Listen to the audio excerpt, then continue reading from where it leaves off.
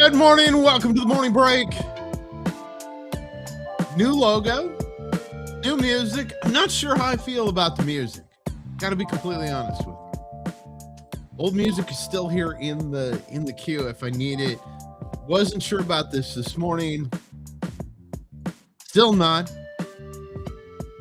Still not sure. Kind of feeling a little.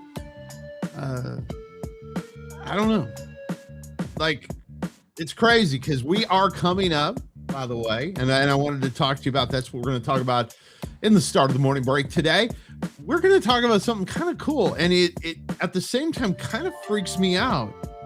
This is 6 months, actually tomorrow, but since we don't have a show tomorrow, because we don't do Thursdays, I wanted to talk about it. 6 months of doing the show. Started off as once a week, and it started off as a radio show on the radio station I own. And it grew from there to our official first launch of 3 days a week 6 months ago. Live on the network. Thank you for watching. If you're watching across the Abundant TV network, you saw the logo. If you logged in this morning, we debuted it on there yesterday, late last night. They were doing the fix-up stuff. And yeah, I thought it looks cool. I love the logo. I really do. I dig the logo.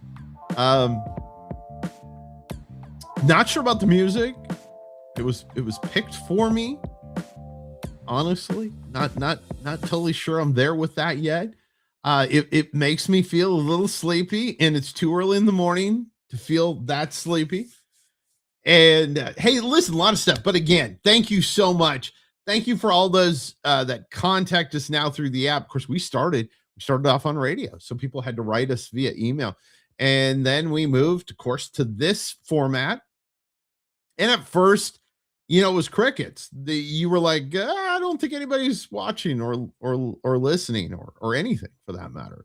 And now we see a steady flow of people that are watching daily, at least, and a lot of them that are hitting us up on the app. I appreciate you guys very much. Hey, so much to our sponsor, Coffee. Now, listen, I taught it every day, and you know what? The story's the same. So if you watched yesterday, story's still the same. My wife is super smart. I had no clue. You got that part. Anyway, she ordered the variety pack from 7 Weeks Coffee. It was incredible. Now, I'm a dark roast guy, and we talked about this, and I like a good coffee. But I'd never experienced a small batch, small roast coffee like 7 Weeks. And I do. I actually travel. My wife and I, we've got trips coming up, and I travel. We're going to Puerto Rico. We're going to several other places during the spring and summer. And I look up coffee places and local. I'm from Seattle, so Starbucks. But I look up local coffee. There's a place in Columbus, Indiana that I love. And when I go there, I buy bags of coffee. I take it home with me. I will tell you that in my experience of drinking coffee for a very long time and doing what I'm telling you, where I travel around the country and go to local places, I have never experienced a great coffee like 7 Weeks Coffee. So go to 7weekscoffee.com. Use the promo code ATV10. Listen, the owners sent me an email last week and told me there are some special deals you can only get on the website, and we're not allowed to talk about them. Now, I'm a pastor's kid. It's tough for me not to talk about stuff like that, but trust me, head to the website, 7weekscoffee.com. Use the promo code ATV10 when you order. That helps them, and they know about us, and I appreciate that. Time for us. This went over so well yesterday. We went back. We're in Florida at the beach, Deerfield Beach in Florida. It's the My-Snackies look-in cam, and literally, yeah, I think any of us living anywhere except there would want to be there this morning. I just, hey, so one of the things, by the way, my-snackies.com, you got March Madness coming up. Check out their freeze-dried candy. It is incredible. I was never a fan of freeze-dried candy. Didn't know the whole thing until I experienced the My-Snackies. So when you call to order or when you order online, remember to mention that you heard about it here on the morning break. We appreciate them being one of our great sponsors. And you know what? Just around the corner, the brackets are filled. We talked about that yesterday. Monday we had a heated discussion about who was going to win. And so this is a great time. I mean, seriously, it's Wednesday. If you order now, you can have it by Friday. Of course, I know the games start tomorrow, but you can at least have it by Friday, and you can enjoy some freeze-dried snacks when you are partaking of March Madness. And thanks to the great folks at my-snackies.com. So much going on. Good friend of Abundant TV and a good friend of mine is going to be with us after the break. Misty Phillips is going to be here. Exciting news. We talked ahead of time, and she's got some exciting news that happened this morning for her. She has a new book out. We're excited about that. We're going to learn all about that. When we come back, we'll see you on the other side of the break. Behind every precious life, there was a choice. Behind every family moment, behind every special memory, there was a choice. A life of joy. A life that is beautifully and wonderfully made. At 7 Weeks Coffee, we are funding the pro-life movement, one cup at a time. Will you let your coffee serve a greater purpose?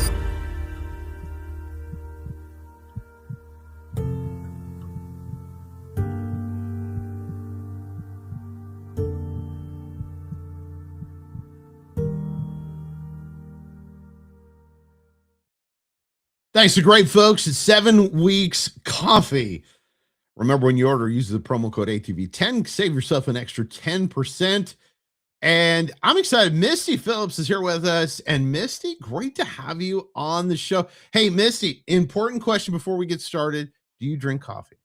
I do actually. Got the struggle is real, but so is God cup this morning. And I'm a dark roast girl too. And that 7 weeks looks pretty amazing. And how cool is that you can drink coffee and help save lives? I mean, come on. Yes, it's very cool. But you had some cool news this morning. Now, Misty has a new book out. Tell them about the book and then tell them your cool news this morning. Yeah. So the book is called The Trojan Horse of the Digital Age: Why Christians Must Discern AI.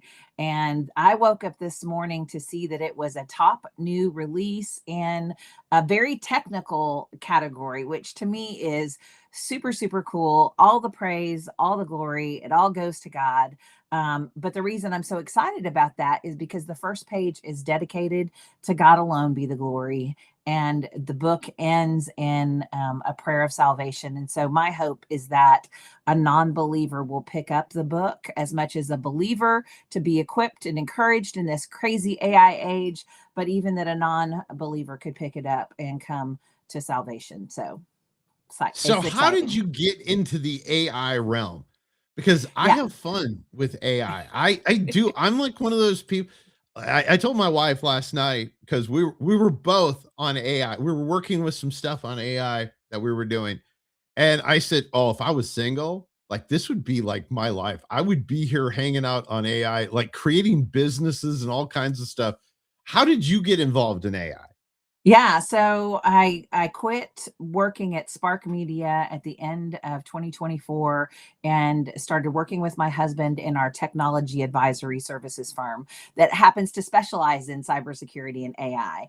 And AI was a level playing field for me to learn, because really, as we know it, it was about 2023 when generative AI really came on the scene. And so I can't compete with people with 30 years of technical knowledge in cybersecurity. So I really started doubling down on learning AI. I never wanted to be like the AI expert or somebody to teach AI, but I had to find my way within our business structure. And as I did, I realized God had moved me there for such a time as this. because I was happy doing all things podcasting with Spark Media, my husband had asked me to surrender it, and I felt like the Lord was asking me to surrender it. But whenever God has us surrender something really good, it's because He's got something even better for us. So here I I am. love I love that. And it was, and you were very successful in the podcast realm and the things you were doing, teaching other podcasters and all that kind of neat stuff. So I'm sure it was hard to walk away, but now God's got you in this new space. When did you start writing the book? Yeah, so I at the beginning of 2025, I put out a book I'd been working on for 5 years, and instantly I started writing the first book in the AI series, is what I call it. It's not really a series, but Upskill or Die, because I really didn't know what to do when I started working with my husband because I didn't feel like I had anything to offer. I needed to sort of make that switch from media over into tech, and so I wrote a book with him to establish our authority because I saw that there's a tsunami wave coming, that a lot of people are going to lose their jobs. And I wanted to prepare my friends who have their kids going to college. So that's what that first book was.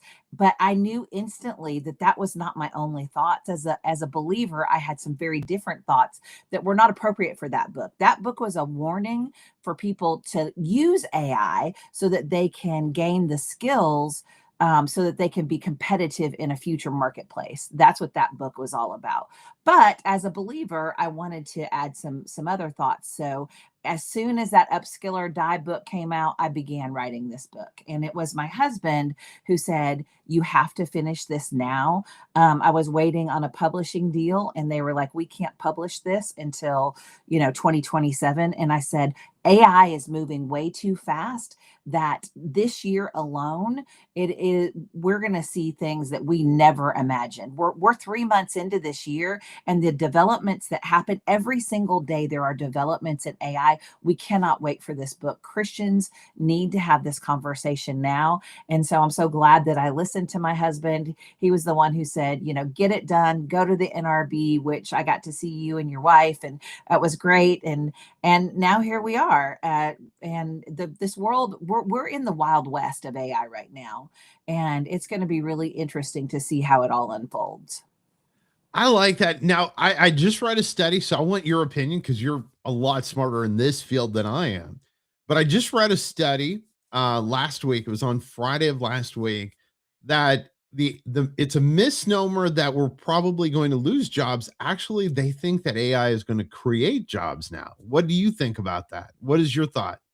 Well, I see a lot of junior jobs being replaced because of agentic AI and being able to automate tasks, right? So a lot of times that newbie comes in and they do some kind of menial task. Well, those jobs will go away. The problem with that, if those jobs go away, those jobs are also a training ground because those junior people end up eventually becoming senior people, and it is through those problem solving that they get that experience. So it'll be interesting to see, because right now everything that I'm seeing is only all of the people who are being laid off. Now, I've also recently saw where they've laid all the people off, added AI, and then now they're having to hire people back, right? Because I think that there needs to be a human in the loop to oversee AI. And in our firm in particular, we do cybersecurity and AI. So implementing AI, agentic AI, safely within an enterprise organization, I think companies are struggling to do that. So that's why I say it's the wild west right now. One person says one thing, another expert says something, and I think that the people who are creating the AI, they have a lot of venture capital money and PE money into. They have to drive a narrative, and so I'm watching all of it just like you are, and we'll see where it all goes. But I think people that use it are better set up to be able to orchestrate agents, but you can't do that if you don't know how to do that. So, and we do it because we're on, of course, a Christian network. There are a lot of pastors that are watching. And maybe they're on the fence. Tell them why they need to at least dip their toe. Maybe they don't need to full on go AI, know everything about AI, but they need to know something. Give them the reason why they need to know at least a basic structure. Yeah, pastors need to be educated about this because their flock, their sheep are looking to them for wisdom and direction and how to navigate this life. And if pastors are not educated, those people are going to find out information from somewhere, and it may not be, they may even ask AI about it. And AI is not neutral. AI is built with a worldview. It is built with bias built into it. There are models that have taken information from Reddit. Like, that's not where you want to go find out about what you need to know about AI. So I am so, I think it's so important that pastors understand what it is, what it isn't. I believe AI is a tool, and in the hands of a good person, you can do amazing things.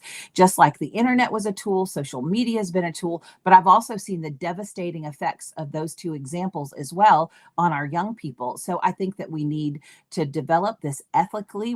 Christians need to have a voice in the development of it. We need to put guardrails around it for our families, because as this thing goes even further and further with AI companions, I literally, Rob, yesterday on Instagram, I saw a woman marry her AI companion. And I thought, this is awful, right? In a world that has become more isolated, the problems that I can foresee with AI companions and young people, parents need to be aware, pastors need to be aware, and we need to be educated so that we can make wise choices. The Bible mandates that we have discernment, and we can't have discernment if we're ignorant. So we need to be educated. So, okay. So for everyone that doesn't know, now I do know, but I know on a peripheral, what is an AI companion for those that don't know? Cause they're like, they married what? So Yeah. So explain to them, Misty. literally, it was like their AI agent on their phone, and they were saying their vows to an AI on their phone. So it's crazy. It now in New York. I even saw that people are going on dates. So basically, they're taking their digital device, their iPad, their telephone, their computer, and there is a non-human being. It is an electronic agent or AI that is on the other side, and they have developed a relationship with it because when you chat in a casual manner with a lot of AIs, they want to tell you what they want to reinforce what you are saying to them. So, am I pretty? Yes, you're pretty. Do you like me? Oh, yes, I like you. You're the best. So, and that's because AI is set up in a way that it wants to give you the right answer. And so that's why it does it. The problem with that is it can lead people down a trail, even people that are already mentally unstable or that are struggling with a mental disorder. It can really take them places that they shouldn't be going. And it's interesting because, like you said, this is something they've created. It's an agent inside of and I don't, here's again, like I said, I know a little, but it's inside of an AI prompt, isn't it? I mean, basically, I mean, again, like I said, that was the edge of where I know. So, but it's something they've created. Yeah, and it's really scary to me to think about like kids who are have access to AI, and they're alone in their room, and they're already struggling socially, and where this could take them. And there's other potential dangers as well beyond the AI companions, because everything bad that we've seen happen on the internet and everything awful that we've seen with social media, that is like 10x with AI. And so that's why I'll just go back to, that's why pastors have to be educated so that they can educate parents. Parents need to be educated. We all need to be educated so that we can steward this AI moment well.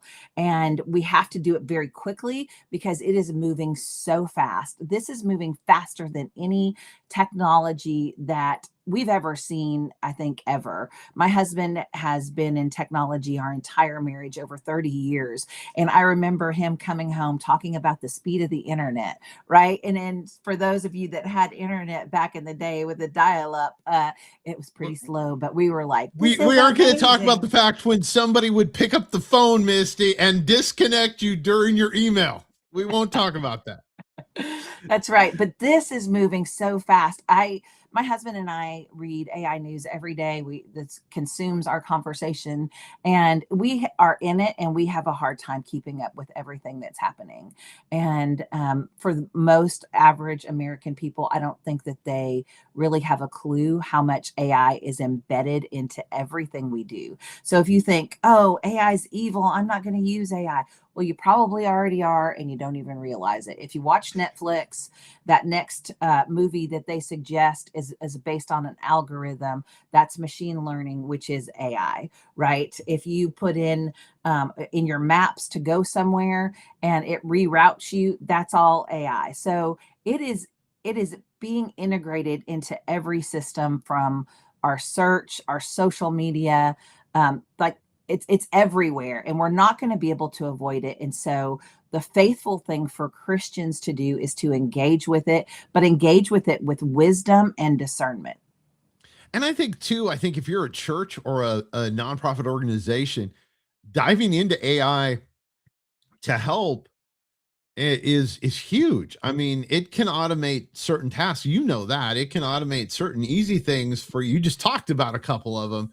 If you're a nonprofit, you need to be in on this because for two reasons. One, what you just said, which is you've got to be educated so the people that you lead, you can tell them, but also you have to be able to use AI in certain instances inside your nonprofit, don't you think?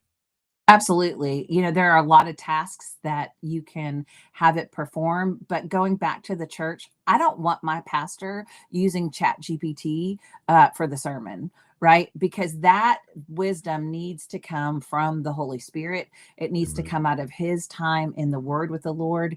And so I don't want pastors to go, yay, I can just outsource my thinking to AI. No, but it can help you with your marketing. It can help you in different ways within your church to help to spread the word about the church, to get people in the church. But what you're doing from the pulpit needs to be spirit led, because only you know your flock and what they need to hear, and you need to hear from the Lord.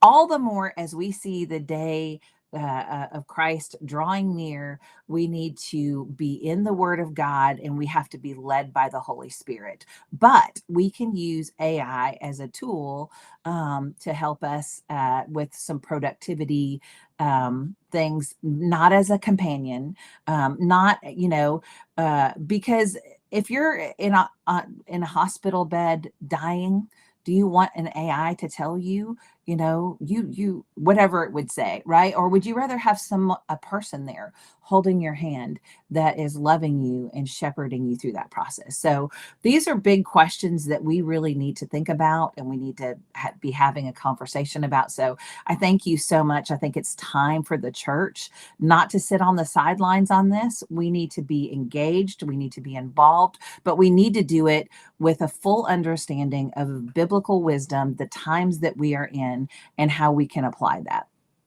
So I'm going to ask you a question. I'm going to say, we're traveling. We have a DeLorean, you and I. And we're going to get in this DeLorean. It's not AI generated. It's a real DeLorean. And we're going to get in, and we're going 2 years into the future. We're not going far. We're going 2 years. So we're going to 2028. Where do you see AI in 2028? Whew, can we go back in time? I'd rather take the DeLorean back in time. I don't know. It's literally moving so fast. The changes in February alone in terms of agentic AI, and every single day, what has happened with I'm going to throw out like Clawbot and things that people may not know. Things are moving at such a ferocious rate. I can't imagine where we'll be in 2 years. I really can't. And it depends on if this goes in a dystopian direction or if it goes in a utopian direction. So when you ask about job loss, if millions of people lose their job, and one of the talks is of having a universal basic income, which is a very socialist type thought process, that could make for a very dystopian future, right?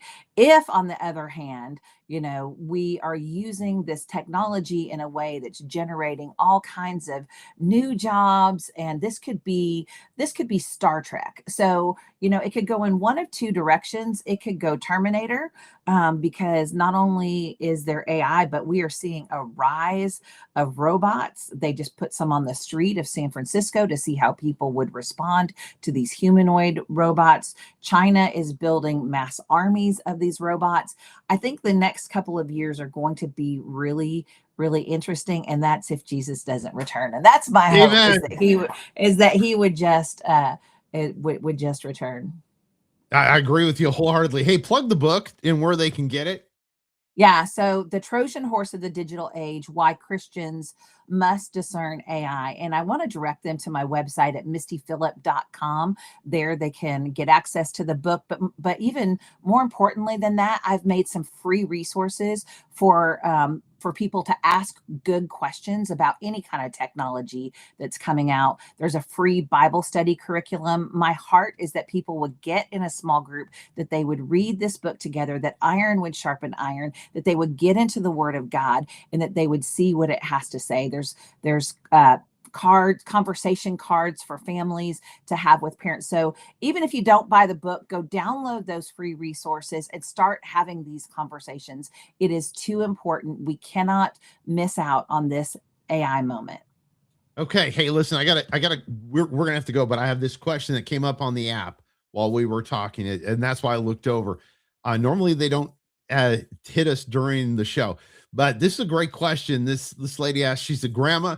She says, how does she explain to her daughter that she worries about her grandkids having AI, and how does she have that conversation?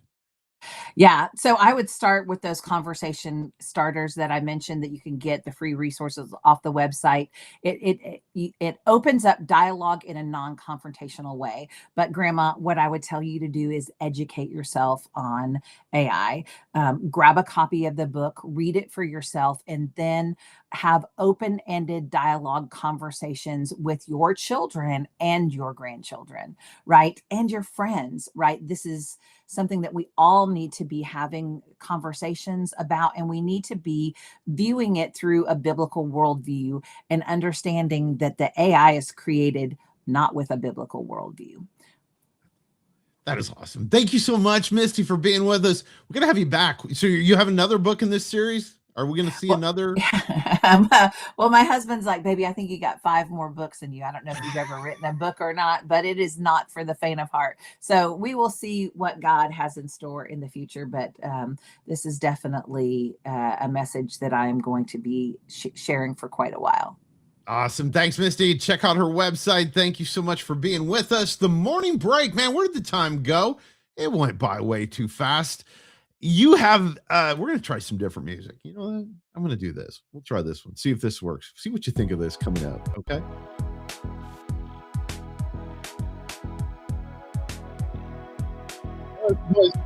You've had 30 minutes. You've had your break. Now get back. Attack the day.